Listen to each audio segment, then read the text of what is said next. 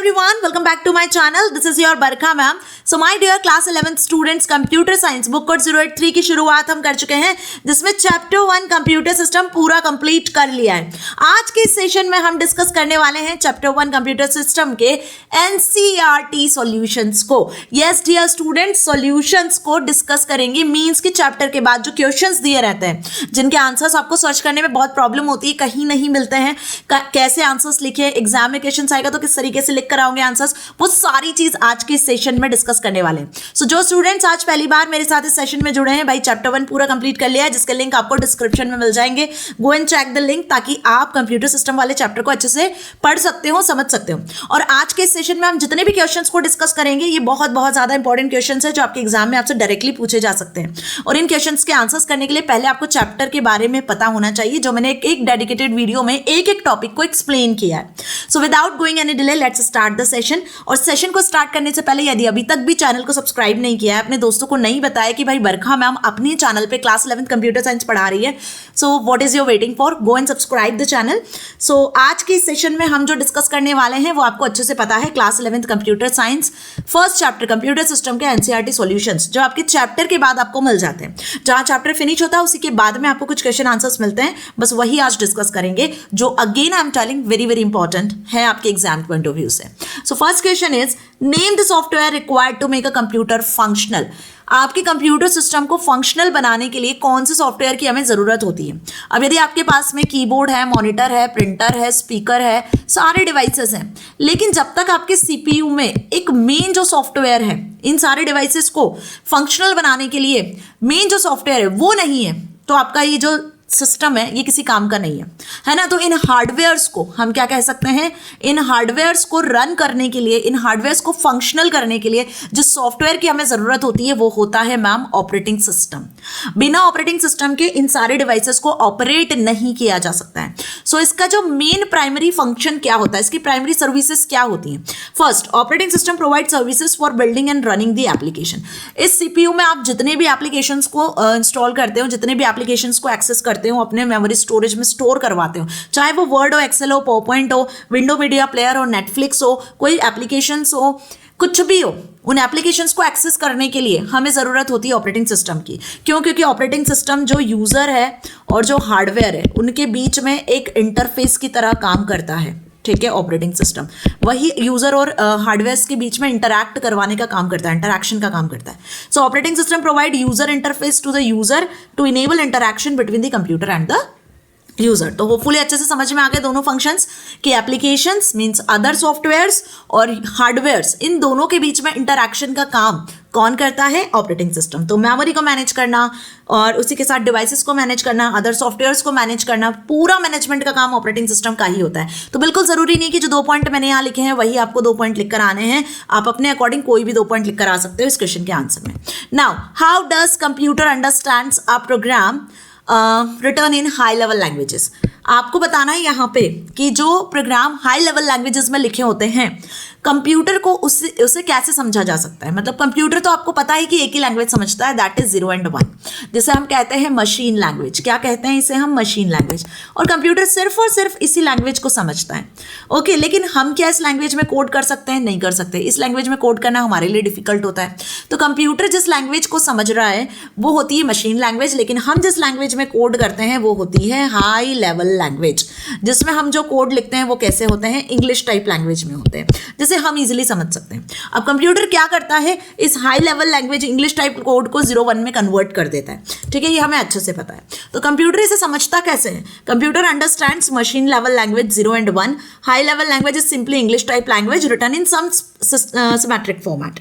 To convert high level language into machine level language there need a translator program, that is compiler और interpreter, जिसकी मदद से computer high level language programs को machine level language में convert करता है, समझता है। जैसे फॉर एग्जांपल, आपको हिंदी आती है बोलना, आप हिंदी लैंग्वेज समझते हो, और आपका जो फ्रेंड है वो हिंदी नहीं समझता है, सिर्फ इंग्लिश समझता है। तो यहाँ पे बिठा दोगे आप बीच में एक ट्रांसलेटर को, जो ट्रांसलेटर क्या करेगा, हिंदी को इंग्लिश में कन्वर्ट करेगा, इंग्लिश को हिंदी में कन्वर्ट करेगा, जिससे आपका कम्युनिकेशन ईजिली हो पाएगा। तो बिल्कुल वैसे ही जो हाई लेवल लैंग्वेजेस होती है उसको मशीन लेवल लैंग्वेजेस में कन्वर्ट करने के लिए हमें एक ट्रांसलेटर की जरूरत होती है जिसका नाम है कंपाइलर, इंटरप्रेटर और असेंबलर, जिसको भी आप यूज करते हो। तो असेंबलर तो पुराना है जो कि असेंबली लैंग्वेज में यूज किया जाता था, जिसका आजकल कोई यूज नहीं है, लेकिन कंपाइलर और इंटरप्रेटर ये दो ऐसे ट्रांसलेटर प्रोग्राम्स हैं जो आज भी हाई लेवल लैंग्वेजेस में यूज किए जाते हैं, चाहे आप बात कर लो जावा की, पाइथन की, C++, किसी भी प्रोग्रामिंग लैंग्वेजेस की। Okay, now the next question is Why is the execution time of machine code less than that of the source code? अभी आपको अच्छे से पता है कि जिस लैंग्वेज में हम कोड करते हैं, आइदर C++, जावा, पाइथन, जो हाई लेवल लैंग्वेजेस होती हैं उसमें हम इंग्लिश टाइप में कोड करते हैं जिसे हम समझते हैं और जिसे हम सोर्स कोड कहते हैं। और ये जो कोड है फिर कन्वर्ट होता है किसमें? मशीन कोड में, जिसे मशीन समझती है। तो यहाँ पे 0101 में ये कोड कन्वर्ट होता है, मैंने अभी बताया, जिसके लिए ट्रांसलेटर्स का यूज किया जाता है, कंपाइलर, इंटरप्रेटर। तो अब यहाँ पे ये बोला है कि यदि आप डायरेक्टली मशीन कोड में कोड करते हो, सपोज आपने एक पाइथन का प्रोग्राम बना दिया और वो 010101 में लिख दिया, तो क्या मशीन को इस कोड को कन्वर्ट करने की जरूरत पड़ेगी? क्या मशीन को इस कोड को कन्वर्ट करने की जरूरत पड़ेगी? बिल्कुल नहीं पड़ेगी। तो यहाँ पे जो टाइम होगा, कन्वर्जन टाइम, वो बच जाएगा। तो इसीलिए हम कहते हैं कि जो मशीन कोड होता है, जो मशीन में लिखा होता है ना, जिस कोड को आप मशीन के लिए लिखते हो, अगर वो मशीन लैंग्वेज में 0101 में होता है तो यहाँ कोई कन्वर्जन की जरूरत नहीं होती है, मशीन कोड फास्टली एग्जीक्यूट होता है। लेकिन वही जो कोड आप इंग्लिश टाइप लैंग्वेज में लिखते हो, जो इंग्लिश टाइप लैंग्वेज में लिखते हो, वो हाई लेवल लैंग्वेज होता है जिसके लिए कन्वर्जन की जरूरत पड़ती है। ये कोड आपका पहले कन्वर्ट होता है मशीन कोड में, फिर मशीन इसको एग्जीक्यूट करती है। तो यहाँ पे कन्वर्जन सॉफ्टवेयर यूज होते हैं जैसे कंपाइलर, इंटरप्रेटर, तो इसमें कन्वर्जन में लगने वाला जो टाइम है वो ज्यादा हो जाता है। तो इसीलिए कहा जाता है क्या कि सोर्स कोड को एग्जीक्यूट करने में टाइम लगता है, क्योंकि यहाँ कन्वर्जन की जरूरत पड़ती है, कंपाइलर, इंटरप्रेटर की जरूरत पड़ती है as compare to machine code. So we know that computer readable language is machine language. हमें पता है कि कंप्यूटर रीडेबल जो लैंग्वेज है वो मशीन लैंग्वेज 01 होती है। So there is no need to convert machine language. Machine language को कन्वर्ट करने की जरूरत ही नहीं पड़ती क्योंकि मशीन इसी लैंग्वेज को समझती है। Whereas source code are written in high level languages. अब सोर्स कोड जो होते हैं वो हाई लेवल लैंग्वेज में, इंग्लिश टाइप लैंग्वेज में लिखे जाते हैं जो यूजर अंडरस्टैंडेबल होते हैं। So here need to convert this code. अब इस कोड को हमें मशीन लैंग्वेज में पहले कन्वर्ट करना होता है, तो यहाँ पे जो टाइम लगता है एग्जीक्यूशन टाइम वो ज्यादा हो जाता है as compare to machine language. Understand? क्या आंसर लिखकर आना है? क्लियर हो गया? Now what is the need of RAM? अब रैम की क्या जरूरत पड़ती है and how does it differ from ROM? अब आपको अच्छे से पता है कि दो ही प्राइमरी मेमोरी होती हैं, दैट इज रैम एंड रोम। अब रैम और रोम की क्या कहानी बताऊं, डिटेल में समझा चुकी हूं आपको पहले से ही। RAM that is read random access memory and ROM that is read only memory. ठीक है, रोम का क्या फुल फॉर्म है? Read only memory. रैम क्या होती है? सीपीयू से डायरेक्टली एक्सेस करते हैं। मतलब जब भी कोई डेटा एग्जीक्यूट हो रहा होता है, जब भी आप कोई फाइल क्रिएट कर रहे होते हो, तो एट द टाइम वो कहाँ पे होता है? रैम में होता है। मेमोरी में डेटा होगा तभी तो सीपीयू एक्सेस करेगा, तभी तो सीपीयू प्रोसेस करेगा, है ना। तो RAM is random access memory used for quickly accessing a data. RAM is temporary storage memory and it stores the active using data. मतलब कि यहाँ पर जो डेटा एक्टिवली आपके सिस्टम पे है, सीपीयू जैसे प्रोसेस कर रहा है, जो अभी रिसेंटली मेमोरी में है, वही रैम में होता है। सपोज आप कोई वर्ड की फाइल पे काम कर रहे हो, तो रिसेंटली जब आप काम कर रहे हो तो वो रैम में स्टोर हो जाएगी temporarily. Once you save the file, once you close the file, तो वो रैम से हट जाएगी। ठीक है, वो कहाँ जाके स्टोर हो जाएगी? फिर सेकेंडरी स्टोरेज डिवाइस में। तो टेम्परेरीली यहाँ डेटा होता है। इसे हम क्या कहते हैं? वॉलेटाइल मेमोरी भी कहते हैं रैम को। क्यों कहते हैं हम वॉलेटाइल मेमोरी? क्योंकि इन केस जब आप फाइल पे काम कर रहे हो, सीपीयू कोई डेटा को एग्जीक्यूट कर रहा है जो कि रैम में है, और आपने कोई फाइल एक्सेस की हुई है जिसपे आप एडिटिंग कर रहे हो या जो भी काम कर रहे हो, और लाइट चली जाती है, तो एट दैट केस वो फाइल का जो भी डेटा होता है वो लॉस्ट हो जाता है जब तक आपने सेव नहीं किया हो। यदि आपने सेव कर दिया है तो वो डेटा रहेगा, सेव नहीं किया है तो वो रैम में टेम्परेरीली रहता है, उसका डेटा लॉस्ट हो जाता है। तो हम इसे कहते हैं वॉलेटाइल मेमोरी। अब रोम की बात करूं तो रोम है आपकी रीड ओनली मेमोरी, जो कि परमानेंट मेमोरी होती है, परमानेंट स्टोरेज होता है। रैम से डेटा इरेज हो सकता है when power goes off, but ROM से डेटा रिमेन रहता है, रोम से डेटा डिलीट नहीं होता है। तो रोम को हम कहते हैं नॉन वॉलेटाइल मेमोरी। अब रोम में कौन सा डेटा स्टोर होता है? तो रोम में जो डेटा स्टोर होता है वो होता है आपका ऑपरेटिंग सिस्टम से related. Once your system is started before welcome screen, जो भी आपको डेटा दिखता है जिसमें हम कहते हैं कि booting process is going on when you start the system, तो बूटिंग प्रोसेस से रिलेटेड जो भी डेटा होता है, ऑपरेटिंग सिस्टम से रिलेटेड जो डेटा होता है, वो रोम में ही परमानेंटली स्टोर होता है।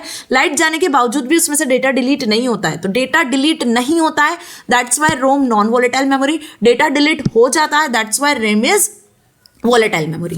तो रोम में डेटा परमानेंटली स्टोर होता है, रैम में डेटा टेम्पररीली स्टोर होता है। 2 टाइप की रैम होती है, SRAM एंड डायनेमिक रैम, हमने पढ़ा है। वहीं रोम भी 2-3 टाइप्स की होती है, जैसे कि हमने पढ़ा था PROM, है ना, EPROM। अब डिफरेंस लिखना है तो जरा अच्छे से लिख कर आना, EEPROM। और ये सब मैंने डिटेल में आपको समझाया हुआ है। इन दोनों रोम में से डेटा को आप डिलीट कर सकते हो। दोनों में एक स्पेशल मेथड का यूज़ किया जाता है। यहाँ पे यूज़ किया जाता है किसका, यहाँ पे यूज़ किया जाता है अल्ट्रावायलेंट रेज का डेटा को डिलीट करने के लिए, erasable programmable read only memory. और EE that means electrically erasable programmable read only memory. यहाँ पे इलेक्ट्रिक पल्स का यूज़ किया जाता है डेटा को डिलीट करने के लिए। तो सफिशिएंट डिफरेंस है जो आप आराम से लिख कर आ सकते हो। Okay, now what is the need of secondary memory. अब सेकेंडरी मेमोरी की क्या जरूरत होती है, डेटा को परमानेंटली स्टोर करने के लिए, लार्ज स्टोरेज स्पेस प्रोवाइड करने के लिए। आपको पता है कि कंप्यूटर एक ह्यूज स्टोरेज डिवाइस होता है जिसमें ह्यूज अमाउंट में आप डेटा को स्टोर कर सकते हो। तो ह्यूज अमाउंट में डेटा को स्टोर करना है तो उसके लिए हमें जरूरत पड़ती है सेकेंडरी मेमोरी की, जिसमें आपकी आ जाती है हार्ड ड्राइव, SSDs, जिसमें आप बेसिकली डेटा को लार्ज अमाउंट में स्टोर करवा सकते हो। ठीक है, there is a need of secondary storage because it is a permanent storage device. Unlike ROM and RAM, secondary storage doesn't have limited storage. जैसे रैम रोम में limited storage होता है ना, लेकिन रोम सेकेंडरी स्टोरेज जो डिवाइसेस होते हैं उसमें कोई भी लिमिटेड स्टोरेज नहीं होता है। बल्क में आप डेटा स्टोर कर सकते हो, मतलब कि आप जीबीज में, गीगाबाइट्स में, टेराबाइट्स में डेटा स्टोर कर सकते हो। आजकल तो मार्केट में 1 टेराबाइट 2 टेराबाइट तक की भी हार्ड ड्राइव वगैरह अवेलेबल है ना। Now how do different components of the computer communicates with each other. Computer में जितने भी कंपोनेंट्स होते हैं वो आपस में कैसे कम्युनिकेट करते हैं। तो आपको पता है कि keyboard, monitor, printer, scanner, CPU के अंदर मेमोरी होता है, प्रोसेसर होता है, ये सब आपस में कैसे कम्युनिकेट करते हैं। कैसे प्रोसेसर के पास डेटा आता है प्रोसेसिंग के लिए, मेमोरी में जाता है स्टोर होने के लिए, फिर आउटपुट डिवाइस तक पहुंचता है, इनपुट डिवाइस तक पहुंचता है। तो ये कम्युनिकेशन के लिए हमें जरूरत पड़ती है सिस्टम बसेस की। सिस्टम बसेस ही एकमात्र ऐसा साधन होता है जो इन सारे डिवाइसेस को इंटरनली कम्युनिकेट करवाता है, कनेक्ट करके रखता है। तो जो भी डेटा ट्रांसफर हो रहा होता है ना, वो डेटा सिस्टम बसेस के थ्रू ही ट्रांसफर होता है, एक कंपोनेंट से दूसरे कंपोनेंट के बीच में, मेमोरी के बीच में। ओके, सो होपफुली अच्छे से समझ में आ गया है। सिस्टम बसेस के बारे में डिटेल में मैंने एक वीडियो, डेडिकेटेड वीडियो बनाया हुआ है। So component of computer communicate with each other with the help of system buses that provides the facility to transfer data as well as memory address between one component to another. Right, now draw the block diagram of computer system. It is very very important question. Star कर लो, mark कर लो, कैसे भी कुछ भी कर लो, ये आएगा ही आएगा आपके एग्जाम में। इवन छप चुका है, अभी जो आपके फॉर्मेटिव असेसमेंट PT टेस्ट वगैरह हुए होंगे उसमें भी आएगा। जिनके हो चुके हैं उनके पेपर में आया ही होगा, कंफर्म है। और जिन स्टूडेंट्स के अभी एग्जाम बाकी हैं होने के, तो ये मार्क कर लो भाई, ये क्वेश्चन बहुत बहुत इंपॉर्टेंट है। सो कंप्यूटर का जो ब्लॉक डायग्राम, इसमें बेसिकली बताया गया है कि एक्चुअली डेटा का फ्लो कैसे होता है। आप इनपुट डिवाइस के थ्रू जो भी डेटा इनपुट करते हो, कीबोर्ड, माउस के थ्रू जो भी डेटा इनपुट कर रहे हो, वो जाता है सबसे पहले CPU के पास, और CPU में भी सबसे पहले जाता है रैम के पास, प्राइमरी मेमोरी के पास। रैम में जाके डेटा स्टोर होता है।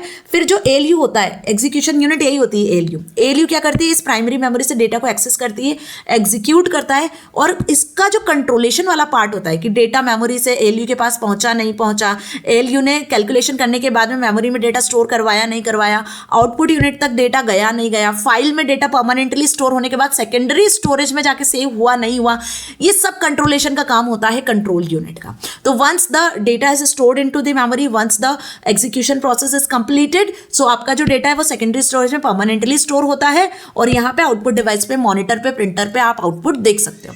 तो ये जो है बेसिकली क्या है, एक ब्लॉक डायग्राम है जिसमें डेटा का फ्लो बताया जा रहा है। अब यहाँ पे ये डायग्राम तो आपको बना के आना ही है, साथ ही इसके आपको हर एक कंपोनेंट को डिटेल में एक्सप्लेन भी करना है, जितने कंपोनेंट आपको यहाँ दिख रहे हैं। तो आप क्या एक्सप्लेन करके आने वाले हो, देखो। इनपुट यूनिट का मतलब होता है कि इनपुट यूनिट डेटा और इंस्ट्रक्शंस को यूजर से लेने के लिए यूज किया जाता है। Input unit takes the data instruction from the user for processing, है ना। अब कंप्यूटर में जो लैंग्वेज कंप्यूटर समझता है वो होता है मशीन लैंग्वेज। बट आप जो भी इनपुट करते हो, सपोज मैंने कीबोर्ड से इनपुट किया, मेरा नाम BARKH है, बट क्या कंप्यूटर इस लैंग्वेज को समझ रहा है? जो मैंने यहाँ इंग्लिश में BARKH लिखा है, वो ना B को समझ रहा है, ना AR, किसी भी पर्टिकुलर कैरेक्टर को नहीं समझता है। इंटरनली जब मैंने कीबोर्ड से, कहाँ से, कीबोर्ड से जब ये एंटर किया बरखा, तो ये कन्वर्ट होगा किस में, ये कन्वर्ट हो जाएगा मशीन लैंग्वेज 01010101 में। तो कीबोर्ड से डेटा आप एंटर करते हो और ये डेटा मशीन लैंग्वेज में कन्वर्ट होता है, तभी मशीन इसको इंटरप्रेट करती है, समझती है, एग्जीक्यूट कर पाती है। डिफरेंट टाइप के जो डेटा आप एंटर कर सकते हो उसके लिए अलग अलग इनपुट डिवाइसेस यूज होते हैं, जैसे keyboard, mouse, scanner, touch screen devices. आजकल तो बायोमेट्रिक सेंसर्स का यूज किया जा रहा है। आप अपने जो भी सेंस ऑर्गन्स है उनको भी क्या कर सकते हो, कंप्यूटर तक एज ए डेटा इनपुट कर सकते हो, right. Now central processing unit. अब सेंट्रल प्रोसेसिंग यूनिट क्या होता है, दिस इज कॉल्ड सीपीयू। बहुत से बच्चे इसको कंट्रोल प्रोसेसिंग यूनिट भी लिख कर आते हैं, तो याद रखो सीपीयू का फुल फॉर्म होता है that is central processing unit, जो एक्चुअल में प्रोसेसिंग का काम करता है। अब सीपीयू भी आप देखते हो इस तरीके का कैबिनेट होता है, तो इसे सीपीयू नहीं कहते हैं हम। एक्चुअल में इसमें पीछे होता है एक मदरबोर्ड। क्या लगा होता है, मदरबोर्ड। इस मदरबोर्ड पे ही सारे डिवाइसेस, आपके रैम कनेक्ट होती है, प्रोसेसर कनेक्ट होता है, जैसे आप माइक्रो प्रोसेसर कहते हो, सिस्टम बसेस होती हैं, ठीक है। सारी चीजें इस मदरबोर्ड पे ही होती हैं, और जो प्रोसेसर है वो मेन प्रोसेसिंग का काम करता है, ठीक है। तो सीपीयू को हम ब्रेन ऑफ कंप्यूटर सिस्टम भी कहते हैं, क्योंकि एक्चुअल में जो काम है वो सीपीयू ही करता है। ये कुछ लोग इसे हार्ट ऑफ कंप्यूटर भी कहते हैं। अब इसमें जो मेन 3 चीजें होती हैं वो होती है आपकी प्राइमरी मेमोरी, जो कि डेटा को स्टोर करती है टेम्परेरीली, जिससे प्रोसेसर डायरेक्टली डेटा को एक्सेस करता है। कंट्रोल यूनिट जो ओवरऑल कंट्रोलिंग का काम करती है, और अरिथमेटिक लॉजिकल यूनिट जो डेटा को एग्जीक्यूट करती है, लॉजिक्स को, अरिथमेटिक्स को अप्लाई करती है। इनके बारे में भी आपको डिटेल में लिखना होगा, छोटा छोटा इन शॉर्ट तो लिखना होगा, क्योंकि लॉन्ग आंसर में क्वेश्चन आपसे पूछ सकते हैं। तो arithmetic and logical unit responsible for performing all arithmetic operations like addition, subtraction, multiplication and division. Arithmetic logical unit 2 part में डिवाइडेड होती है, मतलब 2 ऑपरेशन ये परफॉर्म करती है, arithmetic operations and logical operations. तो अरिथमेटिक मतलब मैथमेटिकल कैलकुलेशन, जिसमें plus minus into division calculations आ जाते हैं।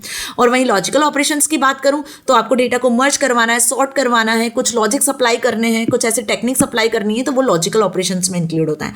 सो ओवरऑल जो लॉजिकल ऑपरेशंस का काम होता है ना, वो बेसिकली एलयू ही करता है। Control unit is used to control the signals. अब कंट्रोल यूनिट ही क्या करता है, सिग्नल देता है। मेमोरी को सिग्नल देगा तो मेमोरी डेटा को कहां पहुंचाएगा, एलयू के पास। एलयू को सिग्नल देगा तो एलयू से डेटा एग्जीक्यूट होने के बाद कहां जाएगा, मेमोरी में वापस जाएगा, फिर वहीं से डेटा कहां ट्रांसफर होगा, आउटपुट यूनिट तक। तो ऐसे सिग्नल्स को जनरेट करने का काम होता है कंट्रोल यूनिट का, जो कि डेटा इंस्ट्रक्शंस के लिए सिग्नल्स जनरेट करता है, इनपुट डिवाइसेस को प्रोवाइड करता है, और फिर वहीं से आउटपुट डिवाइसेस को भी सिग्नल्स प्रोवाइड करता है कि डेटा एग्जीक्यूट हो चुका है, अब इसे आउटपुट डिवाइस को शो करना है। ओके, तो ओवरऑल आपको अच्छे से समझ में आ रहा है कि क्या लिख कर आना है आंसर में।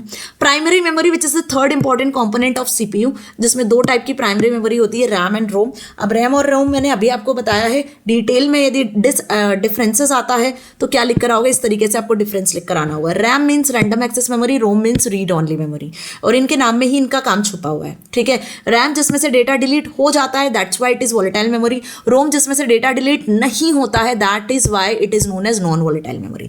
The data stored in RAM temporarily, the data stored in ROM permanently, ठीक है। तो यहाँ पे हम रैम को जो अचीव कर सकते हैं 1024 MB, आजकल तो 512 16 GB और 8 GB, इसमें भी आपकी MB के अभी में रैम अवेलेबल है मार्केट में, है ना। नाउ आउटपुट यूनिट का क्या मतलब होता है, output unit is one of the important component of computer. आपने जो भी डेटा इनपुट कर दिया वो प्रोसेस हो गया, लेकिन जब तक आउटपुट यूनिट नहीं मिलेगा तब तक आपको कैसे डेटा मिलेगा, कैसे रिजल्ट मिलेगा, कैसे आउटपुट आप एक्सेस करोगे। तो इसके लिए मॉनिटर या फिर मैं बात करूँ प्रिंटर, स्पीकर्स, ये सभी जो डिवाइसेस होते हैं वो आउटपुट डिवाइसेस होते हैं। आपने कोई सॉन्ग प्ले कर दिया अंदर सिस्टम में, विंडो मीडिया प्लेयर या VLC प्लेयर या इंटरनेट पे आपने कोई सॉन्ग प्ले किया हुआ है, लेकिन उसको सुनोगे कैसे जब तक कि स्पीकर कनेक्ट नहीं होगा। तो जैसे ही आपके सिस्टम से एक आउटपुट डिवाइस स्पीकर कनेक्ट होगा तो तभी आप उस सॉन्ग को सुन पाओगे, राइट। तो आउटपुट डिवाइस रिस्पॉन्सिबल होता है मशीन कोड को ह्यूमन रीडेबल फॉर्मेट में कन्वर्ट करने में। मतलब कि सपोज मैंने यहाँ पे एंटर किया 2+2, अंडरस्टैंड, ये मैंने कीबोर्ड से एंटर किया है 2+2। अब ये कन्वर्ट हो जाएगा 010101 में, दैट इज मशीन कोड। ये मशीन कोड में कन्वर्ट हो गया और इसी फॉर्मेट में होगा एग्जीक्यूट। एग्जीक्यूट होने के बाद में यहाँ पे रिजल्ट जनरेट होगा, वो रिजल्ट भी आपका 010101 में होगा। फिर ये जो रिजल्ट है ये आपका कहाँ पे जाएगा, आउटपुट यूनिट के पास। तो आउटपुट यूनिट या तो हम मॉनिटर की बात कर ले या हम प्रिंटर की बात कर ले। तो मॉनिटर पे आपको जो आंसर मिलेगा वो 2+2 4 मिलेगा, ना कि 0101 में आंसर दिया जाएगा। आउटपुट यूनिट का काम होता है जो भी डेटा उसके पास 0101 में आ रहा है, मशीन लैंग्वेज में आ रहा है, उसको किस में कन्वर्ट करना, ह्यूमन रीडेबल फॉर्मेट में कन्वर्ट करना। और इनपुट यूनिट का काम होता है जो भी ह्यूमन रीडेबल फॉर्मेट में डेटा इनपुट हुआ है उसे मशीन अंडरस्टैंडेबल फॉर्मेट में कन्वर्ट करना। तो इनपुट यूनिट आउटपुट यूनिट में भी डिफरेंस आपसे पूछा जा सकता है। So the given output devices are like, जो भी आप इनपुट करते हो उसके अकॉर्डिंग आप मॉनिटर, प्रिंटर, जो स्पीकर, ये सारे आपके आउटपुट डिवाइसेस हो सकते हैं। और ये आउटपुट डिवाइसेस आपको टेक्स्ट, ग्राफिक्स, ऑडियो, वीडियो के फॉर्मेट में ही आउटपुट प्रोवाइड करते हैं। तो जैसा डेटा आप एंटर करते हो वैसा आउटपुट आप एक्सेस कर सकते हो, राइट। तो इतना क्लियर हो गया। Now the next question is what is primary role of system bus. System bus का प्राइमरी रोल क्या होता है। ऑब्वियस बात है कि सारे डिवाइसेस के बीच में डेटा को ट्रांसफर करना। Now why data bus is bidirectional while address bus is unidirectional. अब there are different type of system buses. हमने पढ़ा था डेटा बस होती है, एड्रेस बस होती है ना। यहाँ पे जो क्वेश्चन में आपसे पूछा है सिस्टम बस का मेन रोल क्या है, और इसमें जो डेटा बस होती है वो बाई डायरेक्शनल क्यों होती है और एड्रेस बस यूनिट डायरेक्शनल क्यों होती है। तो ये भी मैंने एक डेडिकेटेड वीडियो में डेटा ट्रांसफर में आपको क्लियरली बताया है ना। So to transfer the data address control signal between the computer there is a need of system bus. Data को ट्रांसफर करने के लिए मेमोरी में किस जगह पर डेटा स्टोर है उस जगह को एक्सेस करने के लिए उसके जो सिग्नल्स होते हैं वो जनरेट करने के लिए सिस्टम बस की जरूरत होती है। विद द हेल्प ऑफ बस components of computer can communicate with each other. Data bus is by directional. Data bus क्या है, बाई डायरेक्शनल। क्यों? Because of two way transfer data. आपको अच्छे से पता है कि सीपीयू मतलब जो मैं बात कर लूँ प्रोसेसर की, है ना, यहाँ पे यदि मैं लिखती हूँ क्या, प्रोसेसर, तो जो भी प्रोसेसर डेटा को प्रोसेस कर रहा है वो डायरेक्टली किसको इंटरैक्ट करता है, रैम को। ठीक है, रैम से डेटा जाता है, तो रैम से डेटा जाएगा भी और रैम में डेटा वापस आएगा भी। तो यहाँ पे जो डेटा बसेस होती है ना वो बाई डायरेक्शनली काम करती है। ठीक है, लेकिन वही जब मैं बात कर लूँ एड्रेस बस की तो it is unidirectional because when ever the data return in memory, जब डेटा मेमोरी में वापस आ रहा है तो CPU place that data on the data bus, है ना। डेटा बस से डेटा आता है लेकिन कहाँ पे जाके स्टोर होना है उसके लिए हमें जरूरत पड़ती है एक एड्रेस की, कि प्रोसेसर ने डेटा भेजा तो सही लेकिन रैम में कहाँ किस जगह पर डेटा स्टोर होगा, क्या उसका एड्रेस होगा। यदि ये एड्रेस है तो यहाँ हमें जरूरत पड़ती है एड्रेस बस की भी, अंडरस्टैंड, जो कि हमें एड्रेस बताता है कि मेमोरी में इस लोकेशन पर डेटा को स्टोर करना है। So this is the basic difference between address bus and data bus. That's why data bus is by directional, क्योंकि डेटा दोनों सीपीयू प्रोसेसर और मेमोरी दोनों में ट्रांसफर होता है। मेमोरी से एक्सेस होता है, सीपीयू प्रोसेस करता है, सीपीयू से वापस मेमोरी में स्टोर भी किया जाता है। That's why by directional. और एड्रेस बस का काम होता है सिर्फ और सिर्फ सीपीयू से जो डेटा वापस आ रहा है उसको किस एड्रेस पे स्टोर करवाना है वो एड्रेस बताने का। क्लियर? चलिए बढ़ते हैं आगे। Differentiate between proprietary software and freeware software. Proprietary software और फ्रीवेयर सॉफ्टवेयर क्या होता है डिटेल में समझाया हुआ है सॉफ्टवेयर वाले वीडियो में मैंने, टाइप्स ऑफ सॉफ्टवेयर में। प्रोप्राइटरी सॉफ्टवेयर जो कि ना तो फ्रीली अवेलेबल होते हैं और ना ही बेसिकली आप इसका सोर्स कोड आपको मिलता है। ठीक है, तो proprietary software which is not available freely और पब्लिकली, और ना ही इसके सोर्स कोड में आप कोई चेंज कर सकते हो। इसके लिए आपको कुछ पेमेंट करना होता है। ठीक है, जैसे कि आपका फ्लैश प्लेयर हो गया, WinRR हो गया, या फिर MS ऑफिस जो होता है उससे को भी आप परचेज करते हो, या फिर कुछ एंटीवायरस सॉफ्टवेयर होते हैं जो आप परचेज करके अपने सिस्टम में प्रॉपर सिक्योरिटी के लिए उनको यूज करते हो। So proprietary software there is a need of authenticate license. इसका लाइसेंस की जरूरत पड़ती है, या आप परचेज करते हो, बाकायदा इसकी की मिलती है जिसके बेसिस पे आप इसको यूज करते हो। वहीं बात करूं फ्रीवेयर सॉफ्टवेयर की, तो ये वो सॉफ्टवेयर होते हैं जिसको आप free of cost anywhere access कर सकते हो। बट फ्रीवेयर सॉफ्टवेयर के भी ओपन सोर्स कोड आपको नहीं मिलता है। सोर्स कोड आपको ओपनली उसी सॉफ्टवेयर का मिलता है जो कि ओपन सोर्स सॉफ्टवेयर होते हैं। तो फ्रीवेयर सॉफ्टवेयर आपको फ्री ऑफ कॉस्ट मिल जाता है, इसमें लाइसेंस की जरूरत नहीं होती है। जैसे कि Linux, VLC player, free of charge आप इनका यूज कर सकते हो, इनको शेयर भी कर सकते हो, लेकिन इनका सोर्स कोड आपको नहीं मिलता है, ये ध्यान रखना। सोर्स कोड जिन सॉफ्टवेयर का मिलता है वो ओपन सोर्स सॉफ्टवेयर होते हैं जिसमें पाइथन आ जाता है, आपका MySQL आ जाता है। वहीं आप यूज कर सकते हो मोजिला फायरफॉक्स को। ये कुछ जो सॉफ्टवेयर है इनके सोर्स कोड मिलते हैं, इनके अलग अलग नए नए वर्जन आए दिन आपको देखने को मिलेंगे, क्योंकि इसमें यूजर्स अपने अकॉर्डिंग चेंजेस करते रहते हैं। उसका सोर्स कोड मींस जिस लैंग्वेज में वो सॉफ्टवेयर बनाए जाते हैं वो लैंग्वेज ऑफ कोड आपको मिल जाता है। Clear? Now right the main difference between micro controller nodes and micro processor. बहुत अच्छा क्वेश्चन है। Why do smart home appliances have micro controller instead of micro processor embedded in them. देखो micro controller और micro processor में क्या difference है, एक dedicated video मैंने बनाया हुआ है माइक्रो कंट्रोलर माइक्रो प्रोसेसर पर भी, देखा है वीडियो तो डिफरेंस आपको इजीली समझ में आ जाएगा। इन दोनों में डिफरेंस क्या है और क्यों आजकल हम जो स्मार्ट डिवाइसेस यूज करते हैं उनमें माइक्रो कंट्रोलर आता है in place of micro processor, इसका भी आंसर आपको करना है। तो देखो माइक्रो कंट्रोलर क्या होता है, माइक्रो कंट्रोलर जो है वो basically it is use for perform particular task. एक पर्टिकुलर टास्क को परफॉर्म करने के लिए हम माइक्रो कंट्रोलर का यूज करते हैं। लेकिन वही माइक्रो प्रोसेसर की बात करूं तो माइक्रो प्रोसेसर इंटेंसिव प्रोसेसिंग के लिए यूज किया जाता है, मतलब मल्टीपल टास्क जो है वो आप माइक्रो प्रोसेसर से परफॉर्म करवा सकते हो।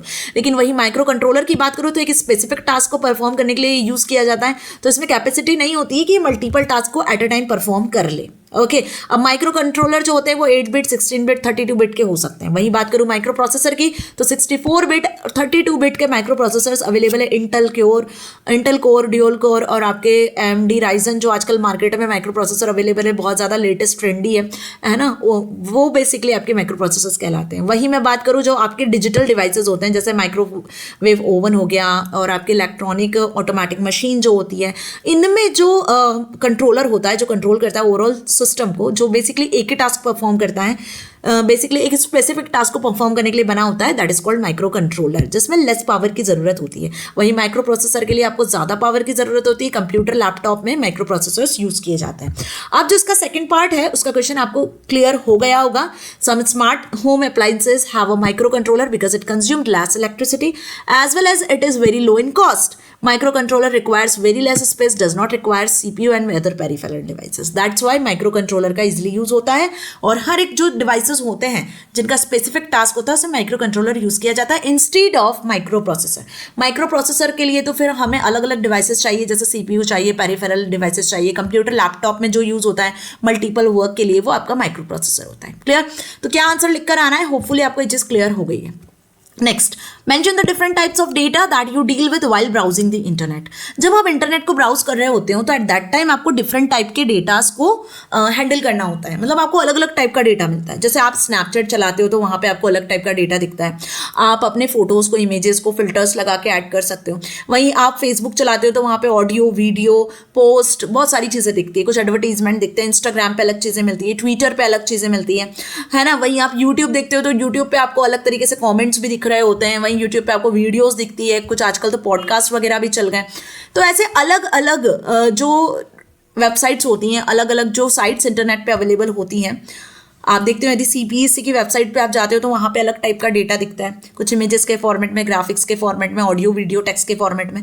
तो इस टाइप की डेटा को कैसे मैनेज किया जाता है? ये जो इंटरनेट से डेटा आजकल प्रोड्यूस हो रहा है ये कितने टाइप का हो सकता है?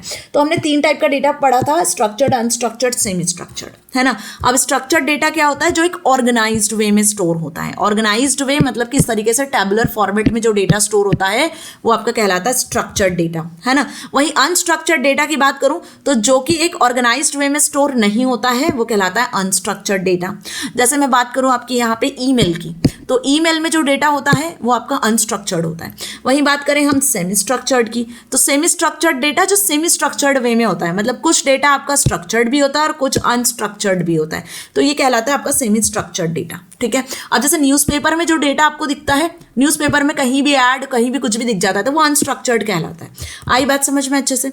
तो ये एक फॉर्मेट होता है जिसके बेसिस पे डेटा को एनालाइज कर सकते हो, आप डेटा को कैटेगराइज कर सकते हो। क्लियर?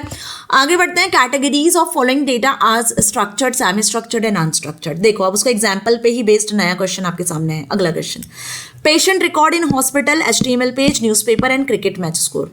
तो 3 टाइप के डेटा हमने देखे, स्ट्रक्चर्ड, सेमी स्ट्रक्चर्ड, अनस्ट्रक्चर्ड। तो देखो पेशेंट का जो हॉस्पिटल में रिकॉर्ड होता है वो इस तरीके से टेबुलर फॉर्मेट में होता है। यहाँ पेशेंट का नाम होता है, उसको क्या डिसीज हुई है, उसका क्या एड्रेस है, कॉन्टैक्ट नंबर है, और फिर हर एक पेशेंट का इस तरीके से डेटा इनपुट किया जाता है। ठीक है। तो पेशेंट रिकॉर्ड और क्रिकेट मैच का स्कोर भी इसी तरीके से आप देखते भी हो, जब क्रिकेट भी देखते होंगे तो इस तरीके के टेबुलर फॉर्मेट में आपको दिखता है कौन से नंबर का क्रिकेट है, कौन सी टीम अपोज टीम में कितने स्कोर किए हुए हैं, कितने ओवर्स हो चुके हैं, यह सारी इंफॉर्मेशन आपको देखने को मिलती है। तो ये जो पेशेंट रिकॉर्ड इन हॉस्पिटल और क्रिकेट मैच स्कोर है ये तो हो गया स्ट्रक्चर्ड डेटा। वहीं बात कर लूँ मैं HTML पेज की, तो HTML पेज होता है आपका सेमी स्ट्रक्चर्ड, क्योंकि HTML पेज में आपको पता होता है कि यदि मैं कोई पेज ओपन कर रही हूँ तो HTML पेज में आपने कहाँ पर टेबुलर स्ट्रक्चर क्रिएट किया हुआ है, कहाँ आपने डेटा लिखा हुआ है, किस सेक्शन में आपने इसको सेक्शन में डिवाइड किया हुआ है, तो ये एक सेमी स्ट्रक्चर्ड हुआ। वहीं बात कर ले अनस्ट्रक्चर्ड की, तो अनस्ट्रक्चर्ड का एग्जांपल है न्यूज़पेपर। जैसे आपको पता है कि न्यूज़पेपर में कहीं भी किसी भी पेज पे कैसा भी डेटा मिलता है आपको, ठीक है, जो एक स्ट्रक्चर्ड वे में, प्रॉपर वे में अरेंज नहीं होता है। कहीं कोई न्यूज़ का साइज इतना होता है तो न्यूज़पेपर में कहीं कोई न्यूज़ पूरा पेज ले लेता है। ठीक है। So this is called unstructured data. Okay. Now 13th question is name the input और output device using to do the following. अब देखो आपके सामने कुछ क्वेश्चंस दिए हुए हैं जिसके लिए इनपुट और आउटपुट डिवाइस का नाम आपको बताना है, और ये क्वेश्चन में जनरली बच्चे बहुत कंफ्यूज होते हैं। ठीक है, क्योंकि इनपुट आउटपुट डिवाइस में कंफ्यूजन होता ही है ना। ध्यान रखो आउटपुट जो डिवाइस है वो गिनती के 4 या 5 आउटपुट डिवाइस है। मैं बात करूं मॉनिटर की तो वो आउटपुट डिवाइस होता है आपका। ठीक है। यदि मैं बात करूं स्पीकर की तो ये भी एक आउटपुट डिवाइस होता है। यदि मैं बात करूं प्रिंटर की तो ये भी एक आउटपुट डिवाइस होता है। अब प्रिंटर में आपका 3D प्रिंटर भी आ जाता है जो आजकल बहुत ज़्यादा बूम पर है। आप देख रहे हो। वहीं बात करें हम प्रोजेक्टर की, तो प्रोजेक्टर भी आपका आउटपुट डिवाइस होता है और एक होता है प्लॉटर। तो ये गिनती के इतने ही आउटपुट डिवाइसेस होते हैं बस, मॉनिटर, प्रिंटर, प्लॉटर, स्पीकर और प्रोजेक्टर।